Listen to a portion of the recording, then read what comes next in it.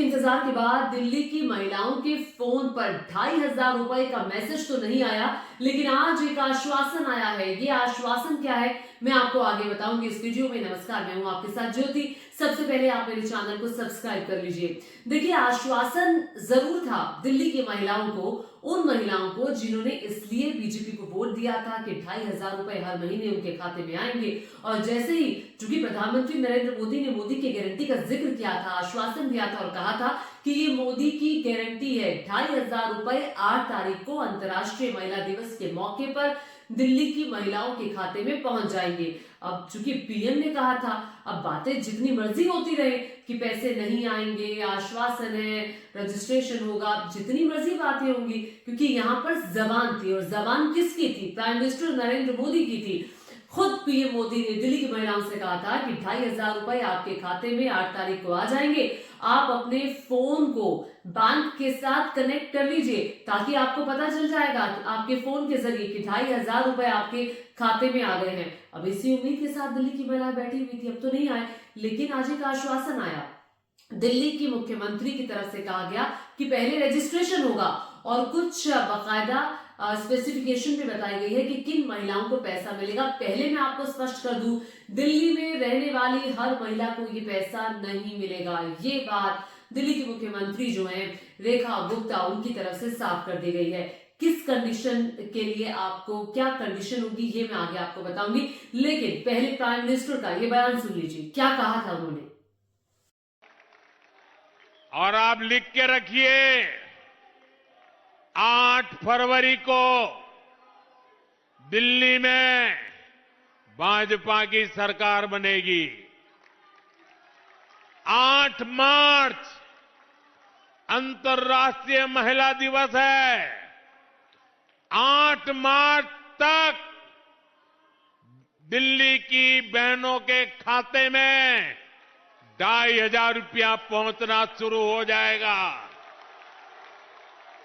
इतना ही नहीं, तो पीएम मोदी के बयान के मुताबिक पैसे तो नहीं आए 8 तारीख को, आश्वासन जरूर आ गया। आश्वासन इस बात का कि रजिस्ट्रेशन किया जाएगा। सबसे पहली कंडीशन तो ये रखी गई है कि महिला की उम्र 21 से 60 साल की होनी चाहिए। अब देखिए, उन लोगों का क्या जिनकी उम्र 18 साल से ज्यादा है, यानी कि 19 साल की है, 20 साल की है, उनके खाते में नहीं आएगा। और दूसरी और बड़ी कंडीशन ये है कि उन महिलाओं के पास बीपीएल कार्ड होना जरूरी है। हर महिला के खाते में नहीं आएगा, यानी कि बिलो पॉवर्टी लाइन वाली जो महिलाएं जिनके पास कार्ड है, उन्हीं के पास ये पैसा आएगा। आधार कार्ड का नंबर होना चाहिए, दिल्ली की महिला होना अनिवार्य है, रजिस्ट्रेशन आपको इसके लिए करवाना होगा। और परिवार की 2 महिलाओं के खाते में पैसा नहीं आएगा, बाकायदा परिवार की सिर्फ एक महिला ही इस 2,500 रुपए के लिए एलिजिबल होंगी। अब इतनी सारी कंडीशंस रख दी गई हैं, और इन कंडीशंस के बाद अब कहा जा रहा है कि रजिस्ट्रेशन कब होगा। पूछा जा रहा है रजिस्ट्रेशन कब होगा, ये भी तारीख तय नहीं है कि रजिस्ट्रेशन दिल्ली की महिलाओं के लिए 2,500 रुपए का कब होगा और कब से ये पैसा आना शुरू होगा। अब देखिए, आज जो कार्यक्रम रखा गया था, वहां पर बीजेपी के राष्ट्रीय अध्यक्ष जेपी नड्डा भी पहुंचे। जेपी नड्डा साहब ने क्या कहा, उन्होंने कहा कि हम तो महिलाओं के बूते ही जीते हैं, हमें 70 में से 48 सीटें उन्हीं की वजह से आई हैं, और हमारी जीत में अहम किरदार उन महिलाओं का ही रहा है। तो महिलाएं ये सवाल पूछ रही हैं कि जब महिलाओं का किरदार रहा है, महिलाओं की इतनी बड़ी भूमिका रही है, तो महिलाओं के साथ किया गया वादा, वो भी प्रधानमंत्री ने वादा किया, वो क्यों नहीं निभाया? आखिर इतनी देरी की वजह क्या है? जब कैबिनेट की पहली बैठक में आयुष्मान योजना लागू हो सकती है, तो फिर क्यों दिल्ली की महिलाओं के लिए महिला सम्मान योजना लागू नहीं की गई? क्यों पहली कैबिनेट की मीटिंग में ये फैसला नहीं लिया गया कि 8 तारीख को पैसा आ जाएगा, आप वहीं से पास करते, कैबिनेट से प्रस्ताव को पास करते, रजिस्ट्रेशन शुरू करते और आज के दिन आप खाते में महिलाओं के पैसे आ जाते। तो तमाम तरह की बातें हैं, तमाम तरह के सवाल है जो पूछे जा रहे हैं। उससे पहले मैं आगे बढ़ूं, उससे पहले मैं आपको सुना देती हूँ कि आज क्या कहा आतिशी ने, दिल्ली की पूर्व मुख्यमंत्री ने बीजेपी के इस वादे को लेकर। पैसा तो नहीं आया, आतिशी भी निशाना साध रही है और कह रही है कि खोदा पहाड़ निकली चुहिया। देश के प्रधानमंत्री नरेंद्र मोदी जी ने दिल्ली की महिलाओं से वादा किया कि 8 मार्च यानी अंतर्राष्ट्रीय महिला दिवस पर दिल्ली की हर महिला के खाते में 2,500 रुपए की राशि आएगी। उन्होंने दिल्ली की महिलाओं को सलाह दी कि आप अपने बैंक के खाते को अपने फोन से लिंक कर लीजिए, क्योंकि 8 तारीख को आपके पास मैसेज आएगा कि आपके खाते में 2,500 रुपए पहुंच गए। उन्होंने कहा यह मोदी की गारंटी है। आज 8 मार्च है। दिल्ली की महिलाएं इंतजार कर रही थी कि कब 2,500 रुपए आएंगे, कब उनके खाते में डलेंगे और कब उनके फोन में मैसेज आएगा कि मोदी जी की गारंटी पूरी हो गई, 2,500 रुपए उनके खाते में पहुंच गए। लेकिन आज भारतीय जनता पार्टी की दिल्ली सरकार ने यह साबित कर दिया कि वो मोदी जी की गारंटी नहीं थी, सिर्फ एक जुमला था, जुमला। आतिशी को आपने सुना, उन्होंने ये कहा है कि खोदा पहाड़ निकली चुहिया। पीएम मोदी का वादा था 8 मार्च से हर महीने उनके बैंक खाते में 2,500 रुपए आएंगे।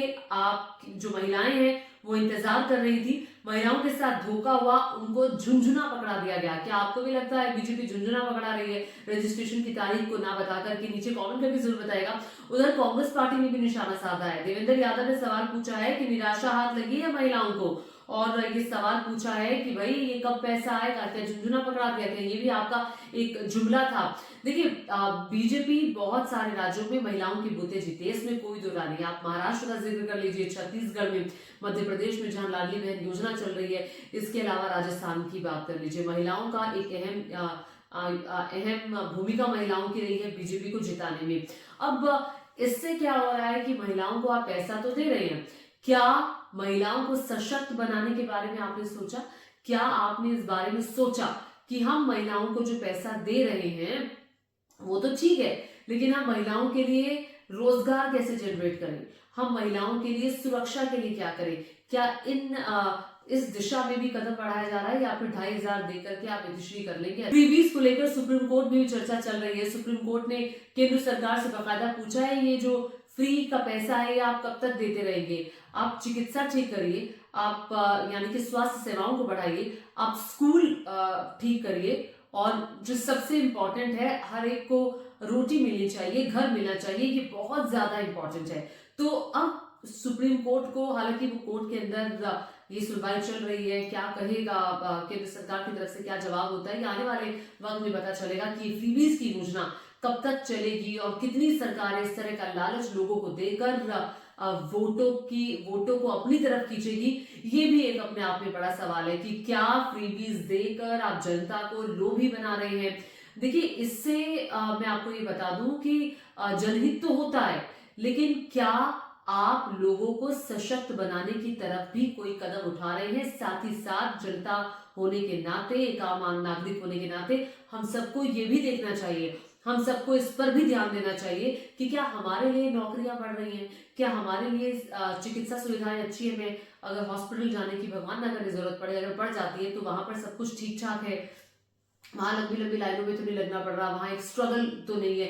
क्या हमारे बच्चे जो स्कूल में जा रहे हैं, सरकारी स्कूलों में जा रहे हैं, तो फिर क्या वहां पर वो टीचर्स उस उच्च गुणवत्ता के टीचर्स हैं कि हम मजबूर ना हो कि हम प्राइवेट स्कूल में बच्चों को भेज दें? क्योंकि आज स्थिति ऐसी है कि प्राइवेट स्कूल में ही आप माँ बाप बच्चों को भेजना पसंद करते हैं, क्योंकि पता है सरकारी स्कूल कैसे है, उनका हाल सबको पता है। लेकिन एक बड़ा सवाल जो कि आप सभी के लिए है, आप इस तरह की योजनाओं पर क्या सोचते हैं? और साथ ही साथ जो बीजेपी ने रजिस्ट्रेशन का एक जुमला दिया है उसको लेकर आपकी क्या सोच है? क्योंकि पीएम का वादा था 8 तारीख को पैसे आएंगे खाते में, पैसा तो नहीं आया, लेकिन एक वादा जरूर आया। इसके साथ इस वीडियो को मैं नहीं खत्म कर रही हूँ, लेकिन आप मुझे यानी ज्योति को सब्सक्राइब करना मत भूलिएगा। धन्यवाद।